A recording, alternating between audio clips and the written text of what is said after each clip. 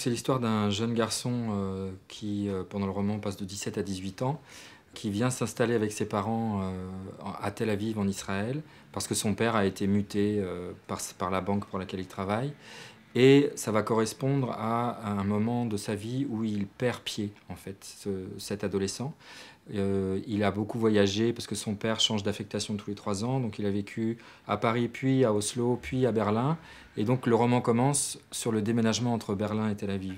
Une fois arrivé à Tel Aviv, peu à peu, il perd contact avec le monde qui l'entoure et il a de plus en plus de problèmes de communication.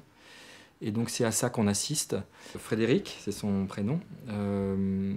Assez rapidement, une fois qu'il est arrivé là-bas et qu'il est, dès l'aéroport, je dirais, choqué par la chaleur qui l'accueille, va commencer à imaginer des choses.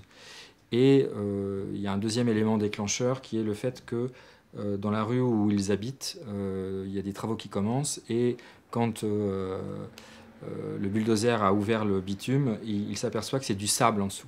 Et donc, c'est quelque chose de très effrayant pour lui, l'idée de vivre sur du sable.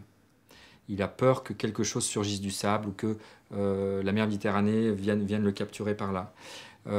Et en fait, assez rapidement, il va se rendre compte que quelqu'un vit sous le sable, donc quelqu'un qu'il imagine, et cet ami imaginaire va devenir son partenaire et d'une certaine manière va l'aider à faire face à ce qui est en train de lui arriver, qui est assez pathologique en fait. Il va avoir deux refuges. Cet ami imaginaire qui donc sort du sable et vient avec lui, qui est Theodor Herzl, le fondateur du sionisme moderne. Et par ailleurs, l'apprentissage de l'hébreu. Il décide d'apprendre l'hébreu tout seul, après avoir constaté que cette langue est une langue qui se lit dans l'autre sens, qui se lit de droite à gauche, contrairement à toutes les langues qu'il a apprises jusque-là, l'anglais, le français, le norvégien. Et comme il commence à aller très mal et qu'il commence à ne plus très bien comprendre ce qui se passe autour de lui, il se dit que peut-être cette langue va le sauver, que peut-être cette langue qui fonctionne dans l'autre sens sera le bon sens pour lui.